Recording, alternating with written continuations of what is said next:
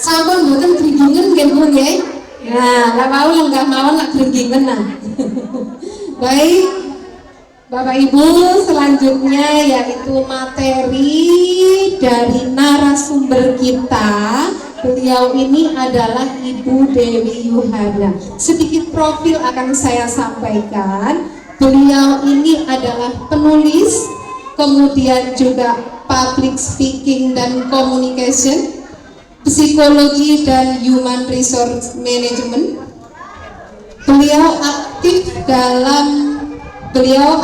dalam Himpunan Psikologi Indonesia cabang Malang. Kemudian beliau juga sebagai anggota di Perhumas Malang, dan beliau adalah anggota tim pakar stunting Pemkot Malang. Pendidikan beliau pada angkatan 1998, beliau berada di pesantren Putri Pondok Modern Gontor. Dilanjutkan pendidikannya pada tahun 1998 sampai 2004 di Universitas Muhammadiyah Malang. Masih belum puas di situ ya, beliau melanjutkan lagi di WIKIM School of Communication and Information NTU Singapura. Tepuk tangan untuk narasumber kita, Bapak Ibu. Kepada beliau, Ibu Dewi Yuhana, kami persilahkan. Baik, terima kasih. Mohon izin Ibu. Selamat pagi, Assalamualaikum warahmatullahi wabarakatuh. Baik, ibu-ibu, nama lengkap saya Dewi Yuhana, tapi biasanya saya dipanggilnya Hana. Ada yang tahu nggak artinya Hana itu apa? Hana. Kalau bahasa Jepang, Hana itu bunga. Kalau bahasa Korea, Hana itu satu. Siapa yang suka drakor? Oh, semuanya ya kayaknya. Kalau bapak-bapak kayaknya enggak ini ya. Iya, malah kayaknya bapak-bapak ini sebel ini kalau istri-istrinya nonton drakor ini ya. Oke. Nah, kalau dari nama juga Dewi Yuhana, Dewi saya anak kedua, bapak dan ibu. Asli saya dari Tulung Agung, sama dengan beliau. Ternyata kita ketemu sama saudara baru di sini di SDN Bakalan Kerajaan 2, masya Allah. Baiklah, sebelum kita nanti masuk ini ngobrol-ngobrol saja ya, kita belajar bersama. Ya, kita belajar bersama. Mungkin Bapak dan Ibu pernah mendapatkan ini, kita review kembali. Ya, kita review kembali sama kayak pengajian gitu Bapak dan Ibu. Mungkin di satu pengajian ini jenengan sudah pernah mendengarkan materinya di ustadz yang lain. Tapi yang namanya manusia itu perlu apa? Recharge. Ya, biasanya kalau habis dari pengajian buat yang muslim kayak kita semangat banget ya, kita lebih dekat dengan Allah gitu ya. Wah, kayaknya wah ini surga ini pokoknya aku ini ya. Habis itu lama-lama turun gitu ya. Kita perlu recharge lagi, kan itu manusia. Baik, saya mau nanya ini, Bapak dan Ibu sehari pegang HP berapa jam? Berjam-jam. Masa sambil pegang HP juga? Ya, bapak-bapak juga. Oke. Saya mau coba, saya pengen ini ada hadiah buat ibu-ibu yang screennya itu ibu-ibu bersama keluarga dan anak-anak. Coba angkat tangan. Oh oke, kesini. Ya, kesini dibawa, dilihatkan dong, dilihatkan ininya. Iya, wallpapernya sini. Iya, boleh. Ya boleh. Kesini. Bapak-bapak mana bapak-bapak? Nggak ada. Sini, ini sama ibu ini ya. Boleh. Ya. Iya. Oke, nggak apa-apa berdiri sekarang di sini. Ke tengah sini, ke tengah. Iya, coba lihat. Oke. Ini anaknya baru satu. Iya, namanya siapa? Oke, usianya berapa? 24. Kalau anaknya usianya? 7 tahun. 7 tahun. Saya melihat punyanya ibu. Iya. Loh, ini sama suami nih. Iya, iya. Bukan foto loh ya, bukan foto loh ya. Tapi di wallpapernya ya. Oke. Iya. Oh, ini anaknya usia berapa saja? 6 tahun. Sama 1,5. Baik. Coba saya lihat. Oke. Wah, ada 3 ini ya. Usia berapa saja? 7 tahun, 6 tahun, sama 1 tahun. Oke, baik. Nah, ini selalu ini wallpapernya keluarga atau gimana? Atau pas lagi hari ini aja? Wah, ini jadi 4 ini. Hadiahnya cukup oke ini ya. Iya. Oke, coba saya lihat.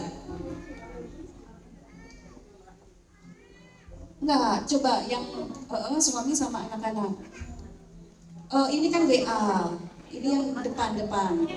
Wallpaper ininya. Oh, sama suami saja. Iya. Oke. Baik.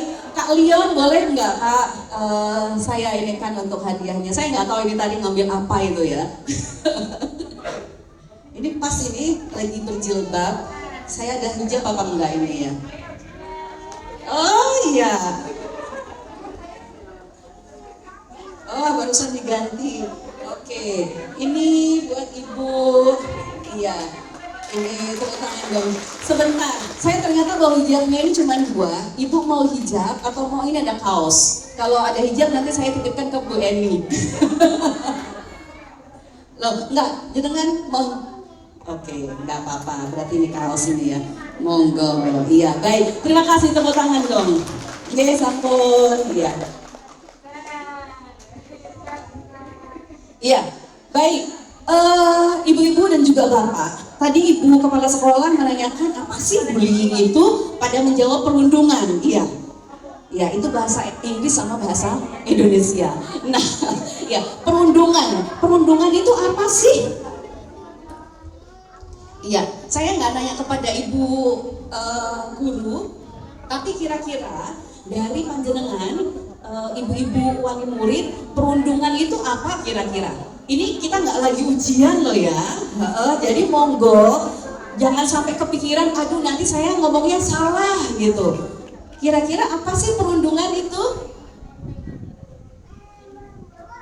Ibu, ngapunten? Oh enggak, iya. Berarti saya yang ini, nah ini. Iya. Namanya siapa ibu? Yaumi. Yaumi, Masya Allah Yaumi, hariku. Oh. Iya, Yaumi itu bahasa Arab ya, artinya hariku gitu. Wah, romantis sekali ini yang memberikan nama ini orang tuanya berarti. Perundungan apa ini Ibu Yaumi? Apa ya? Ganggu teman yang lain. Ya. Terus ada lagi? Mengejek. Itu tadi. Oke, iya, baik. Terima kasih Ibu Yaumi. Ada lagi ibu-ibu? Oke, coba ibu siapa namanya? Iya, Ibu Ari. Iya, perilaku yang tidak menyenangkan. Terus apa lagi? Itu aja? Perilaku tidak menyenangkan. Karena perilaku apa? Perlakuan verbal. Oke, perlakuan verbal. Terima kasih Ibu. Iya, oke. Kakak boleh nggak di slide-nya boleh dijalankan nggak? Yang menjalankan slide ada nggak? Iya. Iya, saya butuh bantuannya untuk menjadi operator. Nah, ibu-ibu tadi dari Ibu Yaumi terus kemudian Ibu Ari, perilaku yang tidak menyenangkan. Jadi untuk yang namanya perundungan ini ada perilaku yang tidak menyenangkan, perilaku menyakiti. Ya, perilaku menyakiti, perilaku tidak menyenangkan yang dilakukan terus-menerus. Ya, dilakukan terus-menerus di mana korbannya itu tidak bisa membela dirinya. Ya, jadi terus-menerus. Itu perilakunya tidak hanya hari ini tapi besok juga dilakukan. Terus begitu, terus berulang. Nah, ini menjadi masalah ini Bapak dan Ibu. Kalau sampai anak-anak kita melakukan perundungan atau anak kita ya mendapatkan perundungan atau bullying dari temannya. gitu ya. Jadi perilakunya agresif, menyakiti. Nah, perilaku agresif atau menyakiti ini tidak melulu dalam bentuk sakit untuk fisik, tapi juga ada yang verbalnya. Kira-kira contoh perundungan untuk verbal ini apa kira-kira? Manggil orang tua, terus mengejek gitu ya, mengejek fisiknya, terus mengejek dengan orang tuanya, mengejek apalagi dengan julukan nama lain, benar. Terus apalagi? Apalagi kira-kira? Tidak diajak berteman juga bisa. Oke, baik. Nah, saya mau nanya lagi nih. Kira-kira selama ini, sampai saat ini, sampai hari ini, dari panjenengan semuanya, pernah nggak mendapatkan cerita dari anak? Ya, cerita dari anak. Oh, ini loh, ada temanku yang dibully. Oh, ada temanku yang membuli. Atau oh, ibu, bapak, saya dibully nih di sekolah. Ada nggak yang pernah bercerita begitu? Nggak ada. Ini nggak ada, ini ada. Yang ada, coba boleh kita sharing. Yang ada, mana yang ada? Oke. Iya. Iya, namanya ibu siapa ibu? Namanya Najwa Sabina Najwa, kelas 2. Oke. Nah, ini cerita dari anak bagaimana? Saya ini waktu kelas 1. Iya. Dia sering namanya itu tidak diajak berteman.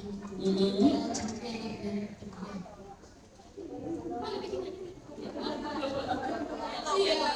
Lalu apa itu di grup itu dia jadinya sendiri terus ya.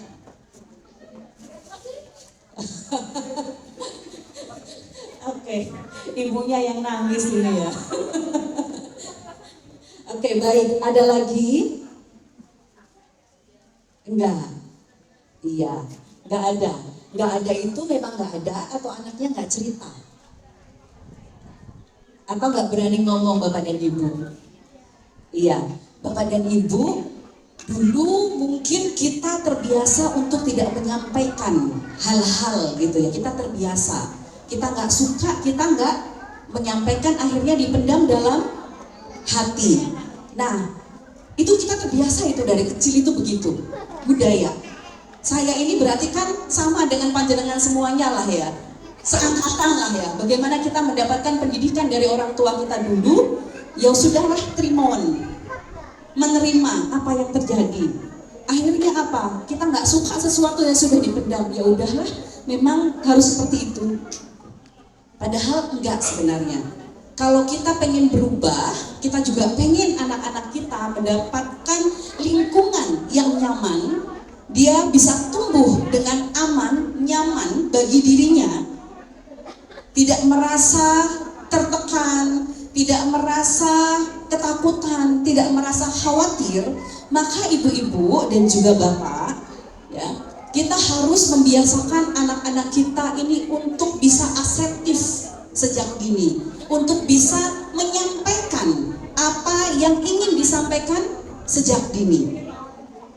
Saya ini tadi ngobrol sama ibu kepala sekolah, senang sekali loh. Bapak-bapak ini bapak-bapak berapa orang ini di antara total apa? Wali murid yang mana? Jenengan Pak? Kapunten. Bapak siapa namanya Pak? Mayar. Pak Mayar. Di mana ya? Saya nggak bisa deket sama ini ya. Oke. Pak Mayar, putra atau putri? Putra. Putra. Kelas berapa Bapak? Kelas 1. Iya. Bapak kenapa hari ini ikut Pak? Ngikutin rapat. Oh, ngikutin rapat, Masya Allah. Matur nuwun ya Pak ya. Mayar. Berarti ke sampingnya Pak Mayar boleh. Bapak siapa? Anaknya kelas berapa Bapak?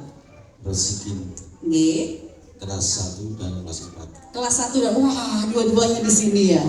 Iya. Pak Rozikin juga, kenapa ikut acara ini Pak? Ya, kita barukan ilmunya dari luar. Masya Allah Bapak, ya amin. Dan bisa nantinya bisa untuk keluarganya. Iya, amin Bapak Pak Rozikin. Ini tepuk tangan untuk Pak Rozikin. Oh jenengan kenapa Mbak? Loh, Mbak kenapa-napa loh? Oke, kalau mama Mbak siapa namanya? Pak Ali Qasim, Pak Ali Qasim. Ini berarti cucunya yang di sini. bukan Oh anak. Oh Masya Allah, ngapunten gini. Anaknya kelas berapa? Kelas 6. Iya. Matur nuwun loh ya Pak ya. Sudah kesini loh ya. Nyambung. Nah. Lo jangan sampun Pak, saya mau kenalan kok. Namanya Pak siapa? Masa Pak sampun? Pak siapa Bapak? Pak Roni. Anaknya kelas 4. Oke, di belakangnya Pak Roni. Pak Gunawan. Pak Gunawan putranya atau putri? Kelas berapa? Kelas 2. Baik, tepuk tangan dong untuk bapak-bapak ini. Bapak dan Ibu, saya lupa memasukkan satu materi ini ke dalam slide tentang peran Bapak dalam mendidik anak. Di Indonesia ini, kita ini dalam posisi fatherless. Kehadiran Bapak itu kurang dalam mendidik anak di keluarga. Jadi Masya Allah, saya matur nuwun sangat kepada panjenengan yang hari ini ikut dalam sesi ini. Karena seharusnya sesi seperti ini itu diikuti oleh 2 orang, Bapak dan Ibu. Ya, bahwa yang namanya mendidik anak itu adalah tanggung jawab berdua. Ya kok iso, wong bikinnya aja juga berdua. Ya, tapi itu tadi, kita ini dari budaya kita sudah mengkotak-kotakkan. Oh, yang namanya Bapak itu mencari nafkah. Berarti kalau mencari nafkah itu di luar. Oh, kalau ibu atau istri berarti mendidik anak. Akhirnya apa? Bapak tidak mau tahu atau sebagian Bapak tidak mau tahu bagaimana perkembangan dan juga pendidikan anaknya. Karena sudah merasa itu adalah tanggung jawab istri. Ya. Sebelum saya masuk ke bullying gitu, saya coba sedikit aja ya soal ini, karena fatherless, ketidakhadiran Bapak di dalam sebuah keluarga ini berpengaruh besar terhadap tumbuh kembang anak Bapak dan Ibu. Pada apa? Pertama, bisa pada dalam gangguan emosinya. Terus kemudian bisa kepada berpengaruh terhadap perilaku anak. Anak kurang disiplin. Anak susah diatur. Coba kalau misalnya merasa nggak, oh anak saya ini susah diaturnya, anak saya ini kok disiplinnya kurang, kira-kira kenapa ya? Yang paling tahu diri kita dan juga kondisi keluarga kita itu adalah kita sendiri. Melakukan evaluasi, kira-kira peran saya bagaimana? Kira-kira peran Bapak bagaimana? Apakah sudah hadir di sana? Apakah Bapak ini ada komunikasi dengan anak dalam sehari-hari? Atau hanya Bapak ini hadir sebagai sosok pria saja di dalam rumah? Oh anakku wes maem, anakku sudah belajar, tidur, ya udah selesai. Oh ini ada duitnya buat bayar sekolah, sudah merasa dia sudah menyelesaikan tanggung jawabnya. Nah ini agak susah kalau panjenengan akan ngomong gitu, tapi nggak apa-apa. Ya ngomong ke Bapak itu nggak apa-apa, gitu. Ya, ngomong nggak apa-apa ke Bapak, Mas. Atau biasanya ngomongnya apa? Ya, gitu. Ini loh tadi itu loh ya. Di sekolah tadi itu loh disampaikan begini. Kita itu harus benar-benar berdua dalam mendidik anak. Saya, Bapak dan Ibu, juga berasal dari keluarga yang Bapak saya sangat keras. Sangat keras. Nggak pernah marah dengan menaikkan atau nggak pernah mukul, tidak pernah. Tapi beliau ini sangat kaku ya. Saya nggak ngerti di keluarga panjenengan, tapi di keluarga saya misalnya begini. Kita terbiasa cium tangan kepada orang tua. Tapi kalau kepada bapak, saya nggak pernah meluk bapak saya dulu. Bapak saya nggak pernah cium saya, misalnya cium pipi kanan kiri kening itu nggak pernah peluk. Ya udahlah. Ada yang pernah kayak gitu nggak dengan orang tuanya? Sama, iya, sama ya. Banyak ya. Iya. Tapi kemudian dalam perjalanannya, saya pengen bapak saya ini lebih halus, lebih lembut lagi. Ibu saya nggak bisa untuk menghaluskan itu tadi, nggak bisa. Jadi ketika saya di pondok, saya kelas 2 SMA, pas lagi pulang saya pengen. Jadi setiap cium tangan pas lagi lebaran, kemudian saya peluk bapak saya cium pipinya kanan kiri. Gimana coba? Kaku, sok. Paling coba bukan anakku itu sambut opo gitu ya. Gitu paling ya, gitu. Jadi udah diem aja, nggak komentar tapi dia diem, kaku sekali. Oh, bapakku kaget dikira. Sudah. Habis itu sesudah lebaran saya harus kembali lagi ke pondok. Saya cium tangan lagi, saya peluk lagi. Saya cium juga pipi kanan kirinya. Itu masih tetap kaku. Gak ada balasan, gak ada omongan. Saya berarti kelas 2 SMA. Begitu terus, karena di pondok saya pulangnya cuma setahun 2 kali. Saya lakukan itu sampai kemudian saya kuliah. Saya ke Malang. Saya masih terus melakukan itu. Berarti berapa tahun? Setahun, 2 tahun SMA, kemudian kuliah dapat 2 tahun, baru ya. Saya kuliah 2 tahun itulah baru bapak saya itu mulai kembali memeluk saya, kemudian juga mulai cium pipi kanan pipi kiri sama kening. Ya Allah, rasanya Masya Allah ini surga dunia enggak sih gitu. Tapi butuh berapa lama itu? Butuh 4 tahun. Bapak dan Ibu ya butuh 4 tahun untuk melakukan itu. Nah, buat panjenengan bapak-bapak nggak apa-apa loh habis ini misalnya pulang itu ya melakukan bonding kepada anak-anak, karena bisa jadi anak-anak itu hanya perlu pelukan dari orang tuanya ya. Akhirnya bukan cuma ke saya saja, kebetulan saya ini anak perempuan satu-satunya, saudara saya, kakak sama adik saya semuanya laki-laki. Akhirnya adik-adik saya sama kakak saya juga dapat kaget awalnya mereka, aku lakukan ini bapakku kok tiba-tiba ini nyium gitu kan ya. Karena mereka tidak terbiasa. Ya, itu yang pertama. Kemudian relasi dengan bapak masih ini. Saya mau bercerita lagi. Saya mohon izin kalau ada di antara panjenengan yang non muslim, saya bercerita karena keluarga kami dari keluarga muslim. Jadi begini, di ruang tamu keluarga saya itu ada kaligrafi yang bacaannya salah satu ayat Al-Quran. Ku anfusakum wa ahlikum naro. Ada yang tahu artinya enggak? Kira-kira bapak-bapak kira-kira ada yang tahu artinya? Enggak. Ini ayat sangat berat buat bapak-bapak ini. Karena bapak saya itu guru, jadi dulu itu membawa kaligrafi hasil karya siswanya dibawa ke rumah terus kemudian dipajang. Yaitu tadi ku anfusakum wa ahlikum naro. Saya belum sekolah, saya nanya sama bapak saya, Pak, iku opo iku wacanane? Kemudian beliau menjawab, ku anfusakum wa ahlikum naro. Artinya apa, Pak? Ku anfusakum, jagalah dirimu, wa ahlikum, dan keluargamu naro. Jagalah dirimu dan keluargamu dari api neraka. Iku ngono makanen do. Beratnya beban bapak itu di situ. Kalau misalnya kamu tidak baik, engkau sing tanggung jawab iku bapak. Makanya di dalam ayat Al-Quran saja sampai ini benar-benar menunjuk kepada para pria, para kepala keluarga. Jagalah dirimu dan keluargamu dari api neraka. Nah, mari, mungkin ibu-ibu akan gak mudah mengajak para suami ini untuk ayo Pak, Mas, kita bersama-sama mendidik anak kita. Mas, supaya Mas juga tahu bagaimana perkembangan anak kita. Mungkin tidak mudah, tapi bisa kita mulai dari sekarang. Oke.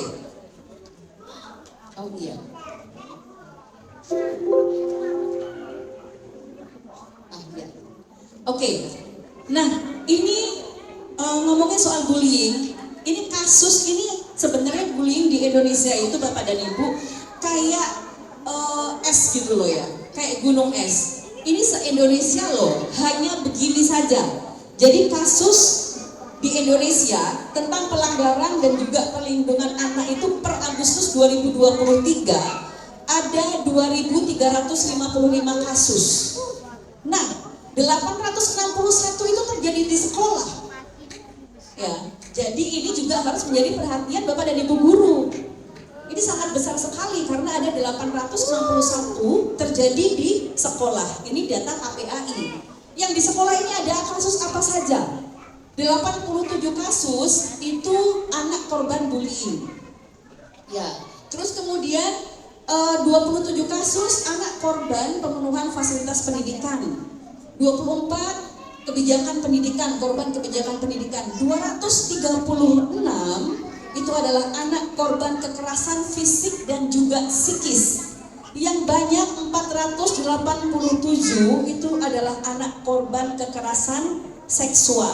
Dan ini total 861 itu terjadi di sekolah. Nah, Bapak dan Ibu, ya, kita mengingatkan lagi, dalam struktur di masyarakat itu ada sekolah. Tapi sebelum sekolah ada apa yang pertama? Keluarga. Ya. Sebelum sekolah itu ada keluarga. Jadi, anak itu belajar pertama kali bukan di sekolah. Anak itu belajar pertama kali dari bapak dan ibu, dari orang tuanya. Di lingkungan kecil di keluarga itulah bagaimana anak akan tumbuh kembang, baru mendapatkan tambahan-tambahan ilmu yang lain itu ada di sekolah.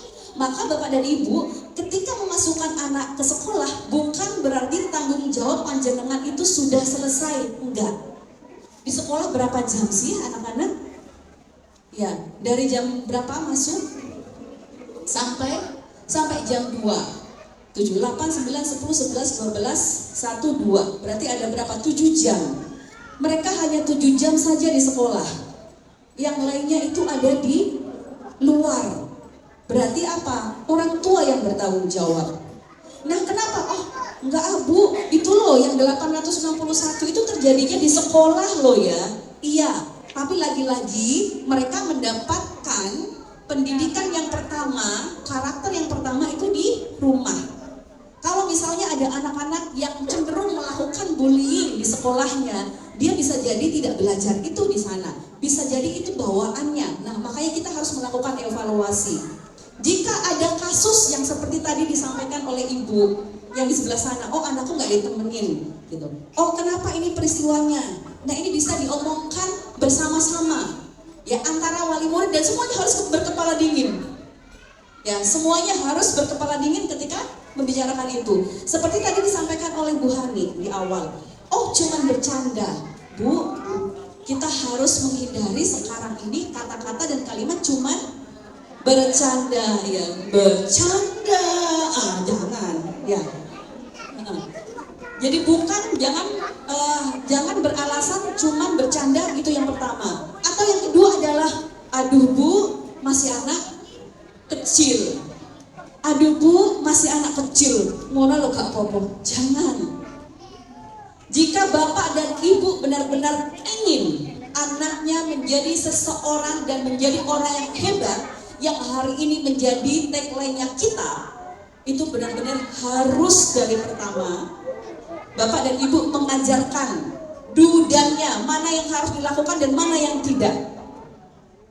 Ya, anak-anak harus tahu itu dari kecil. Dan itu tahunya dari mana? Pertama dari orang tua. Nah, nggak boleh loh kamu mengejek teman-teman yang lain. Ya. Kalau misalnya mukul, kamu nggak bisa mukul orang lain. Misalnya coba dicubit, sakit nggak dicubit? Sakit. Kamu mau nggak dicubit? Nggak mau. Berarti kamu jangan mencubit orang lain. Karena kalau kamu nggak mau dicubit, ya udah. Orang lain pun juga, anak yang lain juga nggak mau dicubit. Gitu. Ya, jangan kemudian dengan atas nama kasih sayang sama anak, akhirnya kita membela mati-matian anak kita, padahal anak kita yang salah. Ya, kita harus legowo, karena ini untuk jangka panjangnya Bapak dan Ibu. Legowo bahwa anak kita itu salah. Coba sekarang, ada kasus yang sudah sangat viral, berapa yang kemudian orang tuanya pasti sangat menyesal. Coba kita sebutkan aja kasus apa ini yang melibatkan dengan anak-anak remaja. Siapa? Kekerasan seksual, terus apa lagi? Ya, potensi mereka ini nanti ada di sini yang gara-gara bullying di masa kecil itu terbiasa. Yang kapan hari anaknya orang pajak itu siapa? Rafael, ya bapaknya ya gitu ya, anaknya itu, ya dia melakukan sesuatu yang sangat impulsif, dia nggak mikir loh, oh nanti aku akan dipenjara, oh nanti aku akan mendapatkan hukuman, enggak. Kenapa? Saya tidak bisa menjustifikasi bagaimana pola pendidikan orang tuanya dulu, hanya memprediksi saja gitu ya. Saya nggak bisa menjustifikasi itu apakah melakukan itu atau tidak.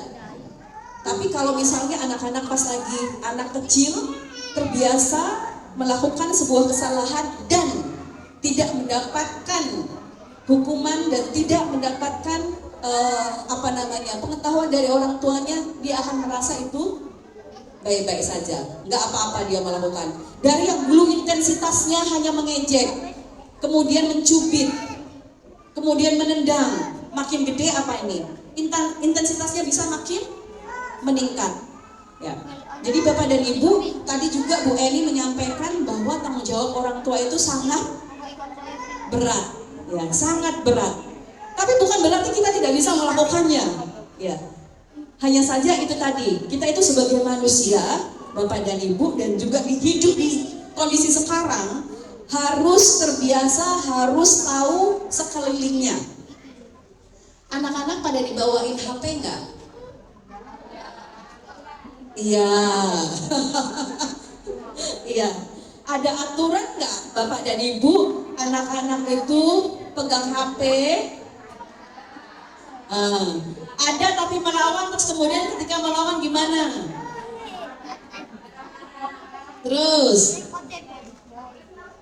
Teruslah habis marah-marah akhirnya dikasih. Akhirnya aturannya nggak berjalan. Iya. Timbang rewel. Ya, itu yang terjadi sekarang ini Bapak dan Ibu. Ya, timbang rewel, akhirnya anak-anak itu sudah kenal dengan gadget sejak dini. Beberapa waktu yang lalu saya sedang ada acara dengan ibu-ibu bapak guru di Kecamatan Kedung Kandang. Itu dari guru TK, SD, SMP, MTS, SDRI, SMP, MTS. Nah, ini dari guru TK ini mengatakan begini, permasalahannya anak-anak sekarang ini kelakuannya Masya Allah Bu, mereka ngomongnya terbiasa kasar. Ini anak TK ya, terbiasa kasar, terus kemudian juga kelakuannya juga kasar. Kenapa? Ya, miso-miso. Kenapa? Karena mereka terbiasa memegang HP. Ya, dari kecil. Timbangane rewel. Ya, gara-gara timbangannya rewel itu efeknya panjang. Jadi ketika Bapak dan Ibu membuat aturan di rumah, berarti aturan itu berlaku untuk semuanya. Jangan hari ini berlaku, besok enggak. Atau jangan hari ini dimarahin, besok kemudian tidak dimarahin atau tidak mendapatkan hukuman. Bahwa yang namanya aturan itu harus konsisten disiplinnya. Kalau sudah bikin aturan misalnya boleh pegang HP jam sekian sampai jam sekian, ya sudah. Hanya itu saja. Kalau di waktu tersebut anak kemudian melanggar, ya berarti harus mendapatkan konsekuensinya. Konsekuensinya apa? Dibicarakan bersama. Ya, ngobrol sama anak. Bahwa anak itu, ketika anak itu sudah bisa berbicara, berarti dia harus dibiasakan untuk menyampaikan apa yang ada di dalam hatinya. Dia punya keinginan. Maka bapak dan ibu ngobrol sama anak. Ayo dek, biasa ngajak ngobrol anaknya itu bagaimana? Ayo dek ya, kita bikin kesepakatan ya. Kalau misalnya kamu ini begini, hubungannya ini, gimana? Kamu sepakat nggak? Jadi bukan hanya dari orang tua, kamu nggak boleh ini, nanti hukumannya begini. Tapi ketika kita membicarakan dengan anak, akhirnya ada kesepakatan bersama. Berarti pas lagi mereka melanggar, mereka sudah tahu konsekuensinya, aturan hukumnya bagaimana. Nah, baik lagi bullying ini tadi bapak dan ibu. Jadi ini ada perundungan fisik, kemudian ada verbal tadi yang ngomongin yang jelek-jelek tadi, atau ngomongin manggil bapak ibunya, mengejek bapak ibunya. Kemudian perundungan relasional itu penindasan, ya.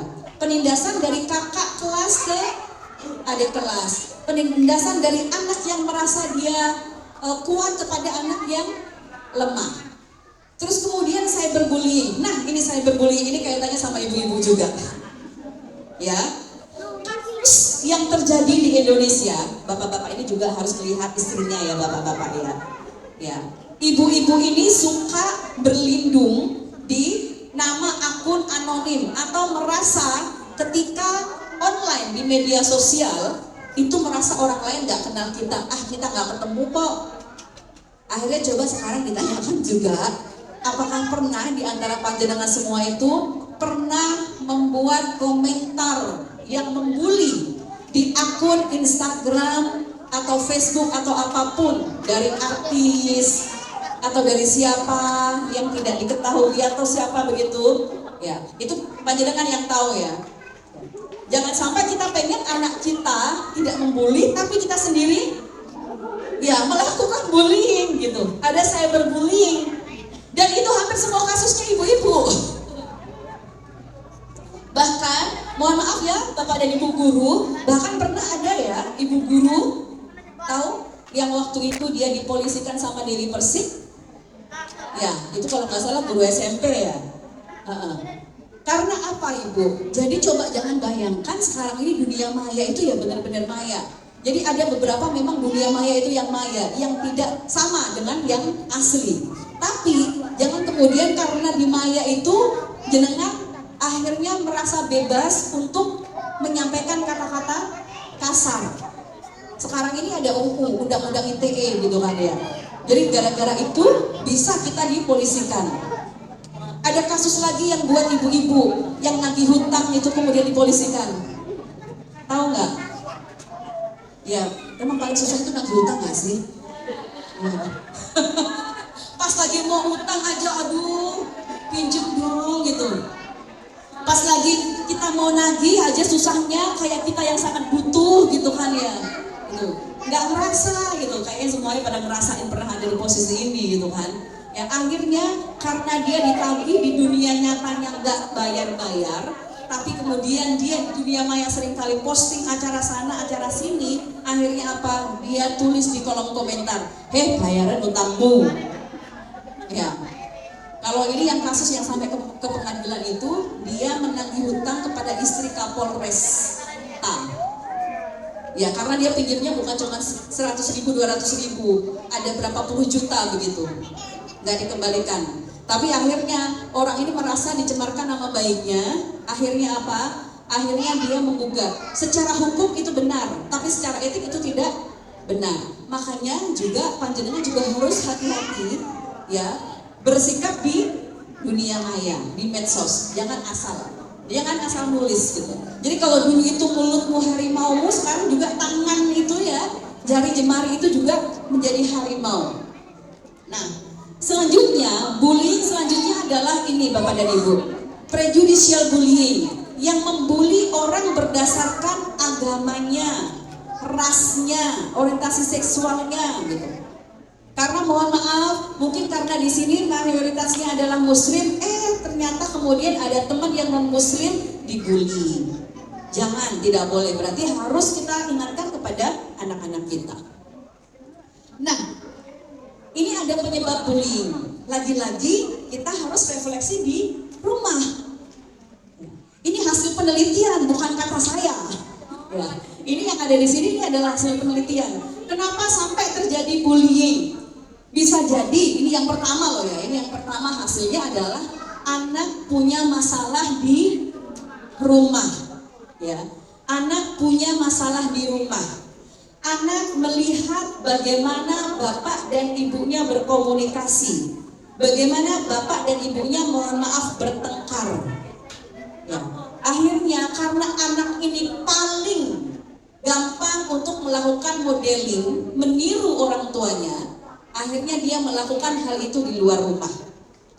Ya. Kemudian yang kedua adalah ya ini sekolah ini ya, mohon izin juga ya. Jadi sekolah masih kurang menganggap serius kasus bullying. Ya. Saya tadi ngobrol sama Bu Hani. Saya nanya, Bu, tapi belum ada kan di sini kasus bullying? Waduh, pernah ada Mbak katanya. Ngaku beliaunya gitu ya. Ya, yang saya sorotin sebelumnya adalah kasus yang di Jawa Barat ya. Yang saya mohon izin lagi dari perwakilan sekolah menyampaikan, alah enggak yang kakinya diselitin itu yang sampai kemudian diamputasi dan sekarang anaknya meninggal. Ya. Enggak, itu adalah bercanda. Nah, ini dari sekolahnya menyampaikan bahwa itu adalah bercanda khas anak-anak. Ya, lagi-lagi ibu-ibu, ibu wali murid, bapak wali murid dan juga bapak dan ibu guru, jangan sampai kita bersembunyi di kalimat bercanda. Karena yang namanya bercanda itu berarti menghasilkan sesuatu yang fun, yang happy. Ya, namanya bercanda, bukan yang menyakiti. Ketika itu sudah menyakiti berarti ada sesuatu yang salah. Ya. Saya tidak berharap itu terjadi yang parah terjadi di SDN Bakalan Krajan 2, tapi saya pernah menyampaikan hal ini kepada ibu-ibu guru yang lainnya di sekolah yang lain. Kalau sampai terjadi sesuatu yang tidak diinginkan di sekolah, tidak boleh sekolah itu menutupi peristiwa itu. Ya, tidak perlu menutupinya. Sampaikan bahwa memang kejadian itu benar adanya, kemudian minta maaf bahwa hal itu terjadi. Kemudian sampaikan yang selanjutnya bahwa sekolah akan menindaklanjuti dan akan melakukan langkah-langkah penanganan selanjutnya. Ya. Jadi begitu. Tidak boleh ditutup-tutupi, apalagi sekarang ini kan masyarakat sudah sangat pintar ya, akan menilai oh ini sebenarnya benar atau enggak gitu kejadiannya. Ya. Oke. Nah, ini lagi-lagi Bapak dan Ibu, kembali lagi adalah ke fungsi keluarga. Saya mau nanya ini, biasanya kalau ngobrol sama anak itu ada waktu di jam berapa? Atau kapan Bapak dan Ibu ngobrol sama anak? Sama jenengan? Iya, namanya siapa?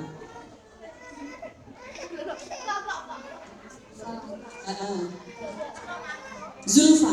Oh, Ulfa, sebentar. Oh yaudah. Suaranya kurang kenceng. Biasanya ngobrol dengan anak kapan Ibu? Pulang sekolah, iya. Atau begini, pulang sekolah biasanya nanyakan apa?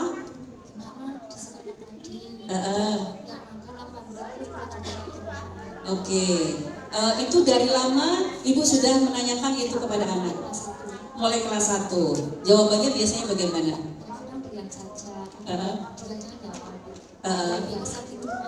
Oke. Terus itu setiap hari ya? Oke, setiap hari. Ya, baik. Ya, yang sudah dilakukan Ibu sudah oke, benar. Meskipun misalnya anak tidak menjawab, tapi kita tetap harus menanyakan terus, gitu ya, menanyakan terus kepada anak kita. Oke. Nah, fungsi keluarga yang pertama itu Bapak dan Ibu itu adalah fungsi keagamaan, bahwa yang namanya keluarga menanamkan agama kepada anak itu sejak kecil. Bu, boleh nggak kita sekarang berdiri? Kita mau nyanyi nih. Ya, berdiri ya. Kita kembali kepada anak-anak dulu. Ya, monggo Bapak dan Ibu berdiri. Ya. Masih ingat nggak lagu Kalau Kau Suka Hati? Ya. Ini adik-adik juga boleh ikut nyanyi ya. Ayo, nanti yang paling heboh nanti dapat hadiah nanti. Sweet. Ya, semuanya ikut nyanyi. Ayo, 1, 2, 3. Kalau kau suka hati tepuk tangan.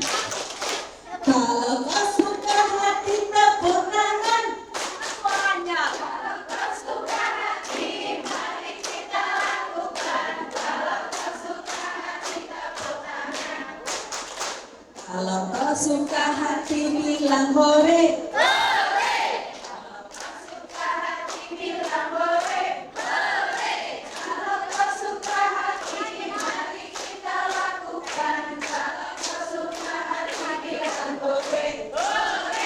Kalau kau suka hati injak bumi.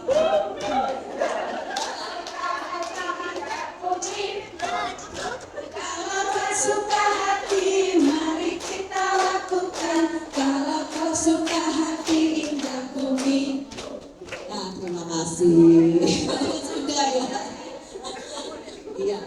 Oh, ada tambahan lagi ya, Bu ya. Oke, baik.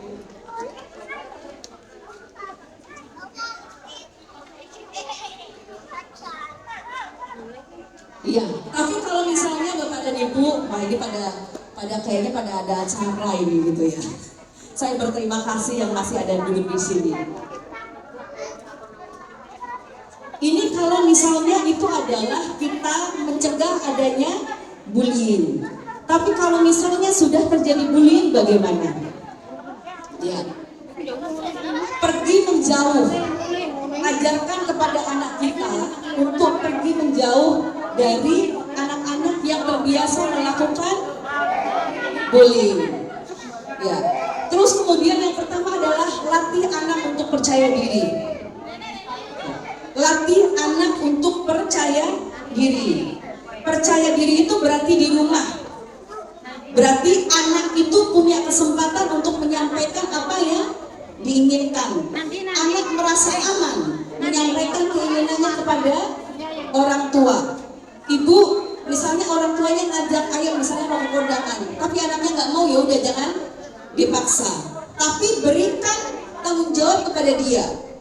Ya, oke nak, kamu nggak ikut ke kondangan nih, tapi kamu di rumah harus begini. Ada tanggung jawabnya. Jangan kemudian dipaksa.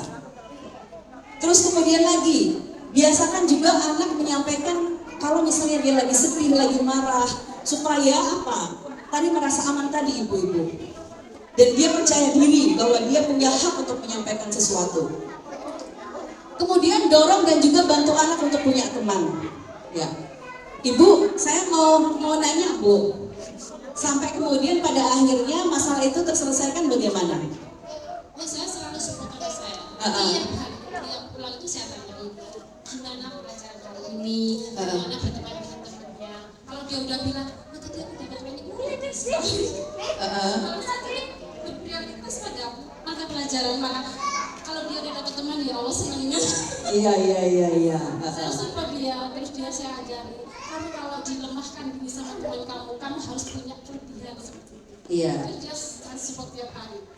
Oke, ya akhirnya bisa ya Ibu ya. Hal-hal yang positif. Alhamdulillah kelas 2 ini alhamdulillah. Alhamdulillah. Oke, alhamdulillah. Berarti kan ada proses ya Ibu ya. Harus pokoknya masih semangatnya lah sampai dia kan pernah Gak mau sekolah, oke. masih banget kan orang tua Nah kemudian dari ngomong gak mau sekolah sampai kemudian mau sekolah, apa yang Ibu lakukan? kasih support. Oke, kita nggak semudah itu prosesnya kalau mau pindah gitu. Iya. Nanti belum tentu kamu di sekolah yang baru itu mendapat teman yang lebih baik dan ini belum tentu. Malah kadang ya kamu nanti dapat teman yang lebih baik dari ini itu malah banyak. Oke. Belum tentu, jadi kamu harus belajar. Adik harus keluar. Adik harus tunjukkan bahwa adik itu punya mungkin salah satu kelebihan positif lah. Iya. Soalnya kelas 1 mungkin masih belum, anak-anak kan masih belum mengerti ya pentingnya berteman, belum bisa membedakan mana yang baik, mana yang jadi seiring itu saya berwujud kalau yang itu. Iya baik, terima kasih. Alhamdulillah, terima kasih Ibu ya sudah sharing ya. Iya. Jadi itu Ibu memang harus selalu mendukung anak untuk mendapatkan teman. Terus kemudian juga didik anak untuk bersikap tegas. Ya, tegas. Tegas itu bukan dia kasar. Ya, tegas itu bukan kasar, tapi dia tahu apa yang harus dia lakukan. Ya. Nah, misalnya bilang enggak, ya enggak. Iya, ya iya. Tapi bukan kemudian menjadikan anak kita kasar. Ya. Terus kemudian adalah ajarkan anak untuk tahu kapan meminta bantuan. Berarti menyampaikan kepada Kalau di sekolah berarti kepada ibu guru yang menceritakan, ibu, bapak, ternyata tadi di sekolah saya begini loh. Ada teman saya yang melakukan ini. Nah, ini nanti ada poin-poin kepada ibu guru apa yang harus dilakukan ketika mendapati ada siswa yang mengadu. Ya. Nah, ini khusus untuk bapak dan ibu guru ini. Ya. Ketika ada anak yang mengadukan kasus bullying, apa yang harus bapak dan ibu lakukan? Nah, ini khusus untuk bapak dan ibu guru. Hargai dan juga ucapkan terima kasih kepada anak yang sudah mengadu bahwa dia mendapatkan perundungan. Kenapa? Karena ngomong itu nggak mudah. Ya, mengadu itu nggak mudah. Jangan sampai ada anak yang mengadu, kemudian ada teman yang lain, cepu, kan sekarang begitu ya anak-anak yang ngomongnya, cepu itu orang yang suka ngadu gitu. Jangan sampai, tapi harus hargai, karena itu tadi, mengadu atau menyampaikan keinginan itu tidak mudah. Berterima kasihlah kepada anak yang seperti itu. Kemudian tunjukkan empati kepada anak. Kenapa? Dengarkan. Jangan hanya, oh ya udah mengadu, udah biasa, aduh kerjaanku banyak. Bapak dan ibu, guru itu pekerjaan yang sangat berat menurut saya. Tapi Masya Allah loh, hadiahnya itu Masya Allah luar biasa loh. Itu bahkan ada di dalam hadis kan ya. Iya, ada di dalam hadis kan ya. Idza mata ibnu Adam in qata'a amaluhu illa min salasin. Kalau manusia itu meninggal, ya, hanya ada 3 yang amalnya itu tetap terus ada mengalir. Apa? Ya, amal jariah, anak soleh, dan ini ilmu yang bermanfaat. Ilmu yang bermanfaat itu bapak dan ibu seperti pohon yang buahnya itu terus tumbuh. Ya, buahnya itu terus ada begitu terus. Tapi saya juga memahami bahwa yang namanya bapak dan ibu guru itu juga manusia. Ya, selain di sekolah juga punya keluarga yang harus diperhatikan. Nah, makanya ini berat sekali.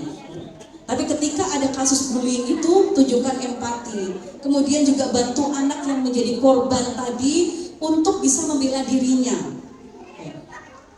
Terus kalau misalnya kira-kira ini ada 2 orang, ini ada yang mengaku korban, terus kemudian ada pelakunya, tapi pelakunya merasa tidak salah. Apa kira-kira yang harus bapak dan ibu lakukan? Kira-kira ini kan bapak dan ibu guru ya di sini. Bagaimana? Ya, jadi misalnya ini ada 2 orang nih, yang namanya bullying, perundungan pasti ada 2 pihak kan ya, gitu. Nah, terus kira-kira bagaimana? Kalau menurut saya harus dikumpulkan 2 pihak itu baik pelakunya. Namanya apa? Sudah masalahnya apa? Masalahnya apa? Kemudian kalau bisa memanggil kedua orang tua untuk diskusi bersama. Oke. Saksi juga. Ya. Barangkali ada teman pelakunya itu juga. Oke, dikumpulkan ya. Ada lagi? Sama? Ada lagi? Jenengan? Atau mungkin ada yang berbeda? Terima kasih Ibu Dewi. Iya. Jadi ini tadi juga geleng-geleng dari Ibu Guru juga. Jadi begini, yang namanya bullying itu memang tidak boleh ya. Intinya tidak boleh seperti itu.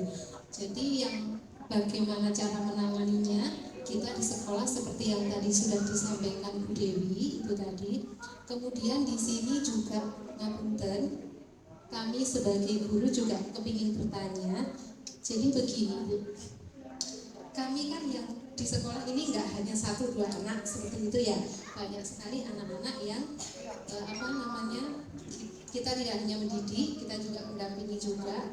Nah, ini misalkan kita juga mau sharing kepada panjenengan, misalkan ada anak si A dan si B, misalkan kayak gitu ya. Si A si B ini bertengkar gitu di sekolah. Nah terus si A ini menceritakan ke orang tuanya dan si B ini juga menceritakan ke orang tuanya. Ini misal ya Bu ya. Iya. Nah mereka itu menceritakannya seperti sama-sama tersakiti, intinya seperti itu ya.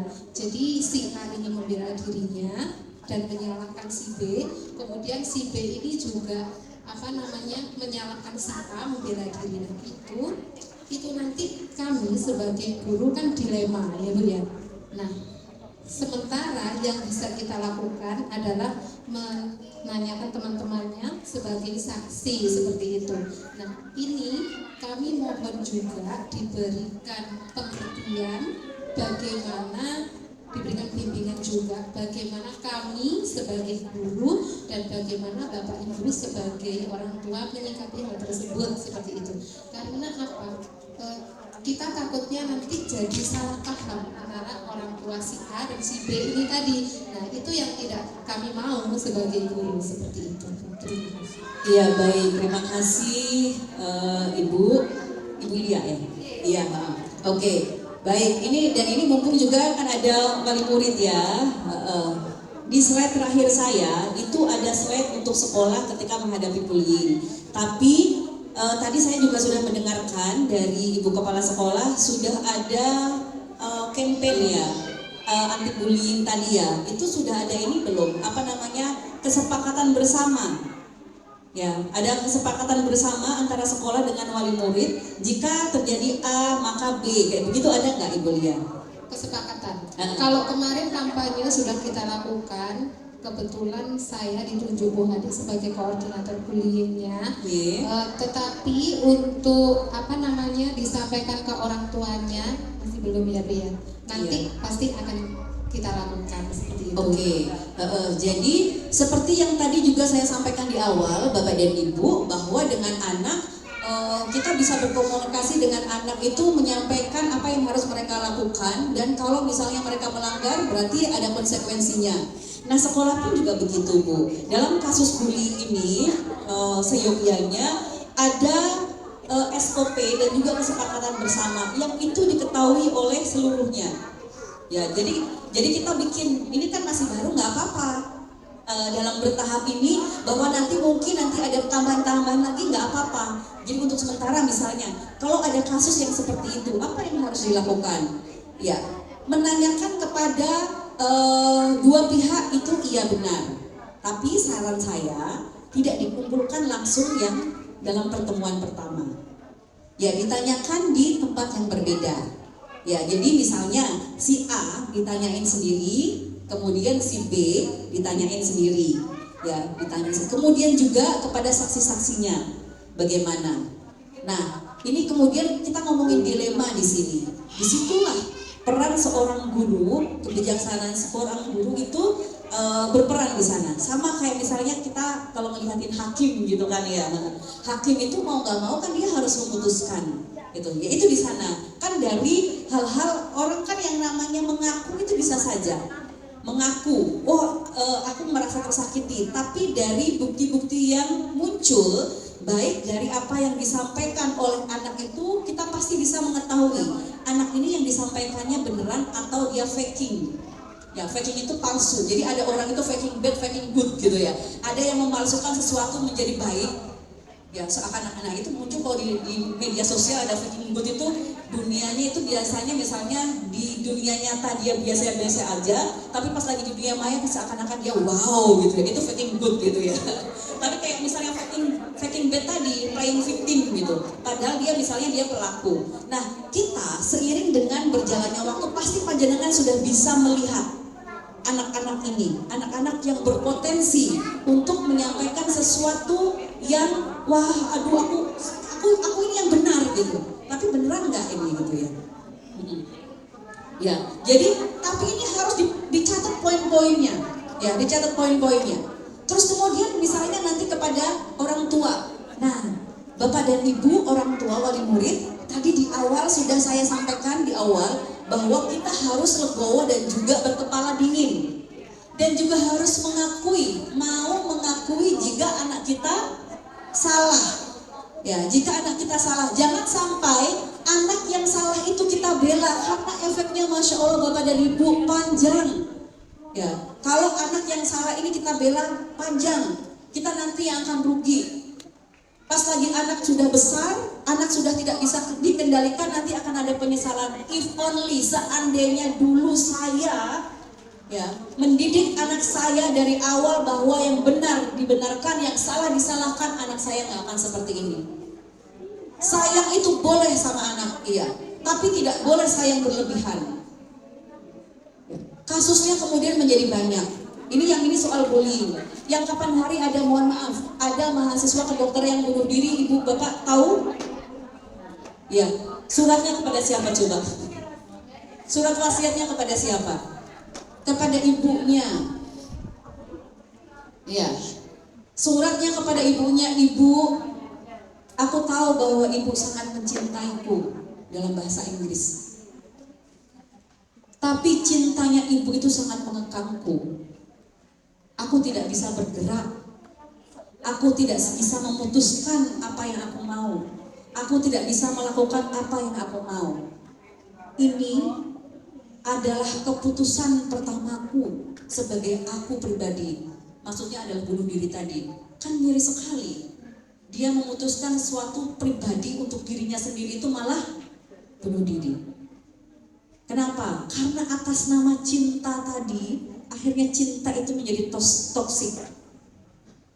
Kalau dalam psikologi, ini berbeda klien psikolog sama klien dokter itu. Kalau dokter itu, oh aku bermasalah sama flu segala macamnya, dikasih obat selesai. Dalam kasus-kasus psikologi itu harus datang dari orangnya, bahwa dia merasa dirinya tidak baik-baik saja. Dia datang ke psikolog, saya mau berubah. Berarti apa? Sudah melakukan refleksi. Jadi begitu ya ibu-ibu dan juga bapak ya. Jadi kalau misalnya, saya nggak berharap itu sampai terjadi ya, jangan sampai terjadi. Tapi kalau misalnya itu terjadi, jangan sampai membela anak yang salah. Jadi begitu ya Ibu Lia ya.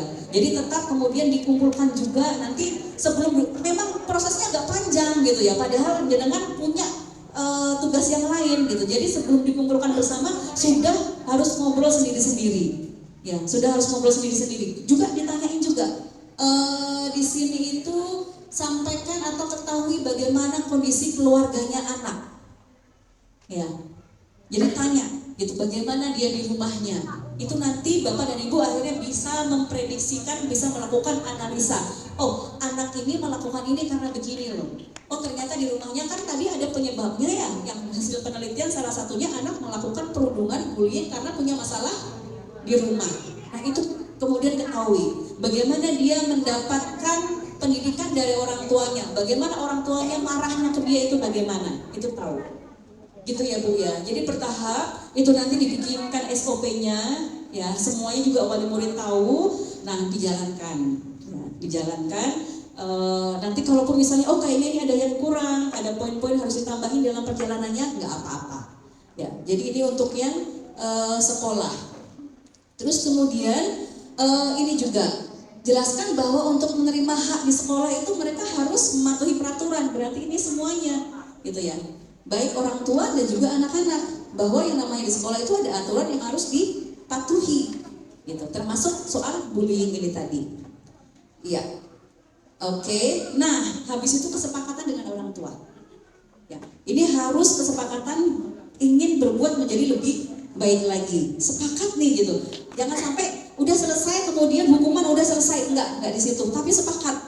Ya, sepakat orang tua yang selanjutnya, nah ini anaknya yang sebelumnya menjadi pelaku, berarti tanggung jawab orang tua apa? Gitu. Ada kesepakatan yang dibangun bersama dengan sekolah. Iya. Nah ini juga yang di kelas ini nanti ibu-ibu bisa baca ya di sini ya. Ya, di sini panjang ini ya. Bagaimana kita misalnya ada kondisi-kondisi di kelas yang itu menuntut perhatian dari Bapak dan Ibu guru semuanya. Gitu. Jadi menciptakan suasana yang hangat juga, terus kemudian bisa juga bikin role playing gitu untuk kasus-kasus bullying ini. Oke. Ya, ini juga buat Bapak dan Ibu guru ya, mohon ini nanti bisa diinikan. Ya, kalau yang khusus untuk Bapak dan Ibu guru. Oke. Nah, ini yang komitmen sekolah. Ini surat akhir ini Bapak dan Ibu. Ya, komitmen sekolahnya ini sudah ada kampanyenya, tapi yang namanya kampanye itu, kampanye itu tidak berhenti sama foto, sama bikin sesuatu yang seremonial. Kampanye itu harus dilakukan terus-menerus. Terus kemudian juga ini yang poin terakhir ini adalah melibatkan orang tua dan siswa ya dalam meningkatkan kesadaran dan cara mengambil tindakan. Ya, lagi-lagi dibutuhkan kerjasama dari sekolah dan juga orang tua. Sekolah tidak bisa sendiri-sendiri, orang tua juga tidak bertanggung jawab sendiri ketika ada di sekolah. Seperti yang tadi data di awal, 861 peristiwa itu terjadi di sekolah, dan itu yang dilaporkan ke KPAI. Yang tidak dilaporkan banyak sekali, ya. Itu yang dilaporkan, yang tidak dilaporkan banyak sekali, ya. Dan tapi semuanya Bapak dan Ibu, sebelum keluar rumah, anak-anak itu ada di tangan kita, ya.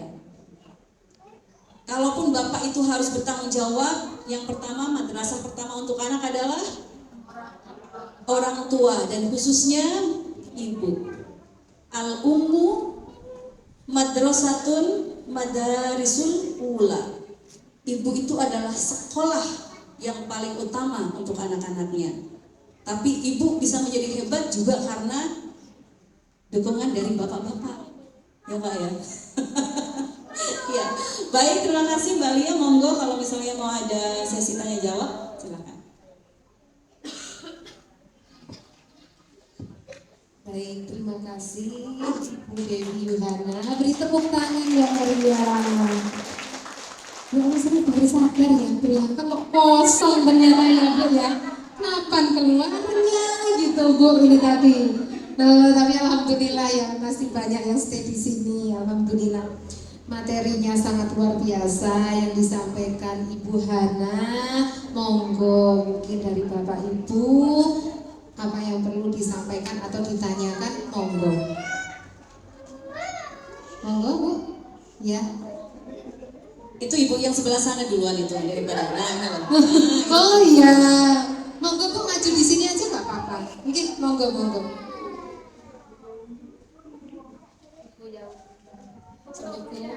Mbak Hana mau tanya, baik. gimana sih caranya untuk memberitahu anak-anak, menasehati untuk jangan pantang menyerah. Bahkan kan berita-berita terakhir ini kan anak-anak tuh gampang banget, gak usah anak-anak deh, semua orang itu tuh kayak gampang menyerah. Iya.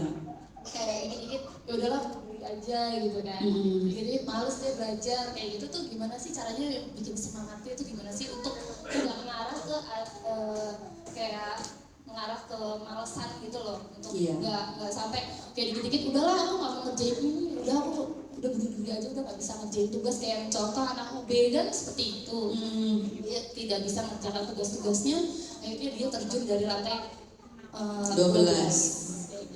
Iya, baik.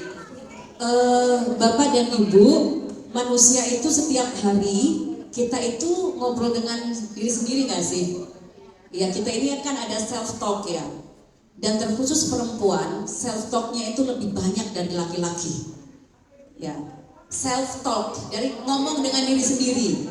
Ya, coba dalam berangkat ke sini aja jenengan pasti udah mikir, waduh aku nanti begini. Atau pas lagi di sini aja, masa aku piye ya. Aku belum masak ini ya. Nanti sayurnya apa yang paling cepet soalnya gara-gara ikut acara ini sampai siang ini ya. Kayak gitu itu sudah. Nah, perempuan, Bapak dan Ibu, perempuan itu multitasking. Ya, multitasking. Perempuan itu bisa mengerjakan banyak hal dalam satu waktu. Laki-laki tidak bisa. Ya, laki-laki tidak bisa. Jadi laki-laki itu harus selesai mengerjakan sesuatu, baru kemudian dia mengerjakan yang lainnya. Ya, begitu terus. Makanya kalau ibu-ibu cerewet kepada bapak, ya itu wajar. Karena memang bapak itu harus diingatkan terus. Misalnya, Pak itu lampunya ini mati belum diganti. Tapi pas bapaknya diomongin gitu, itu tuh lagi sama burung gitu ya, lagi makan burung gitu ya. Oh iya. Nah iya itu masuk telinga kanan keluar telinga kiri. Karena fokusnya lagi kasih makan burung gitu. Nah sesudah itu baru ngomong lagi, Pak itu lampunya diganti. Oke. Ya, jadi itu karakternya laki-laki sama perempuan. Coba kalau ibu, masak, sambil jemur baju, sambil nyapu, sambil apa lagi gendong. Bisa semuanya. Laki-laki nggak bisa, tapi nggak boleh iri. Itu kodratnya sudah dibikin begitu sama yang maha kuasa, begitu. Hebat sekali. Nah, maka dari itu, karena kita sudah tahu bahwa kita ini terbiasa melakukan self talk atau ngomong dengan diri sendiri, ini khusus untuk diri ya, maka biasakan untuk menyampaikan kata-kata yang bagus kepada diri sendiri. Tadi Bu Eni ngomong, wali murid SDN Bakalan Kerajaan 2 hebat. Nah, hebat ini tuh motivasi kepada diri sendiri. Mungkin kita belum menyampai standar hebat yang seharusnya gitu. Tapi seharusnya itu menurut siapa? Versi hebat masing-masing orang itu berbeda. Kita harus menentukan versi hebat kita. Jadi itu harus lakukan motivasi sendiri kepada diri sendiri. Ya, sebelum kita mengajak anak kita untuk selalu tough atau kuat menghadapi hidup, kita harus kuat lebih dulu. Ya, kita harus kuat lebih dulu supaya anak kita kuat. Nah, bagaimana caranya? Harus dibiasakan terus-menerus, diajak ngobrol. Ya, kita sampaikan sesuatu yang bagus. Oke, kakak, hidup itu misalnya ngomongin begini. Orang itu untuk mendapatkan ini harus berjuang loh. Ya, bahwa yang namanya perjuangan itu nggak mudah. Yang namanya orang kerja itu nggak mudah. Harus berkeringat, baru dia mendapatkan uang. Harus berlelah-lelah dulu, baru dia mendapatkan hasil. Jalan itu nggak selalu lurus. Ya, jalan itu ada belok, ada naik, ada kemudian turun. Coba kalau jalannya lurus terus, nabrak kita. Iya enggak? Kita jalan ke sana loh, itu tembok, kita harus lurus, nggak bisa. Ya, berarti kita harus belok. Ada kalanya turun, bahwa kakak atau adik itu sedih, nggak apa-apa. Sedih itu manusiawi. Bahwa emosi manusia itu tidak hanya terdiri dari sesuatu yang gembira, tertawa, bahagia. Kita bisa bahagia karena kita sedih. Ya. Kita bisa bersyukur karena kita pernah berada di posisi yang tidak enak. Dan itu terus menerus. Bisa Bapak dan Ibu mengalokasikan waktu tertentu, ya, waktu tertentu untuk ngobrol dengan anak. Apakah malam sebelum tidur? Apakah pagi sebelum berangkat gitu. Jadi ada pesan-pesan yang kita sampaikan kepada anak supaya mereka bisa menjadi anak yang kuat. Ya, menjadikan anak kita kuat itu bukan dengan memberikan jalan yang sudah siap. Itu yang dilakukan sebagian orang tua karena merasa aku dulu wes soro. Ya, aku biyen wes soro, aku nggak pengen anakku soro. Akhirnya disiapkanlah jalan. Padahal coba, Bapak dan Ibu ada di posisi sekarang karena sudah pernah soro. Kalau anak tidak pernah merasakan itu, terus kemudian nanti dia menghadapi sesuatu yang soro tadi, kira-kira gimana? Ya, dia nggak pernah jatuh, sekalinya jatuh sangat jauh gitu ya, sakit, susah untuk bounce, susah untuk berdiri lagi. Ya, jadi ketika kita menyampaikan kepada anak itu sampaikan semuanya dari A sampai Z. Ya. Yang jelek-jeleknya juga disampaikan bahwa yang namanya dunia itu keras gitu. Ya. Begitu ya, Bu Yomi ya. Oke, baik, sama-sama. Tadi Bu Eni jadi. Terima kasih. Monggo, ada lagi Bu? Bu Eni jadi enggak? Oh, Itu oh iya. Ibu di sana sama Tunggu dulu. dulu. Ya. Mama Ica.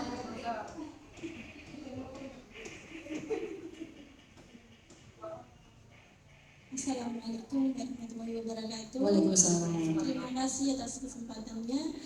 Di sini sedikit bercerita ya Bu. Oke. Ibu siapa namanya? Ibu Erna.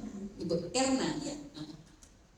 Ini ada anak yang berkarakter, mempunyai karakter pemalu, minder, cuek, terus dia gimana ya? Pola belajarnya itu dia susah sekali menerima pesan dari orang tua, jadi guru, itu susah. Yang saya tanyakan bagaimana dengan karakter anak yang seperti itu tadi, pola belajarnya yang bisa cepat masuk. Oke. Jadi kadang begini ibu-ibu. Tadi itu kan ada yang dari awal pendiam, malu, minder, cuek, ya cuek gitu ya. Coba kita prioritaskan dulu kira-kira yang mana ini. Lagi-lagi karakter manusia itu berbeda sama kalau kita lagi sakit flu. Kita minum obat, flu udah selesai, demam udah selesai. Yang ini berarti kita harus panjang prosesnya.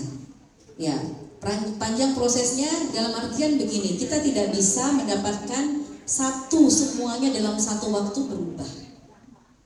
Ya, kita prioritaskan dulu yang mana nih kira-kira.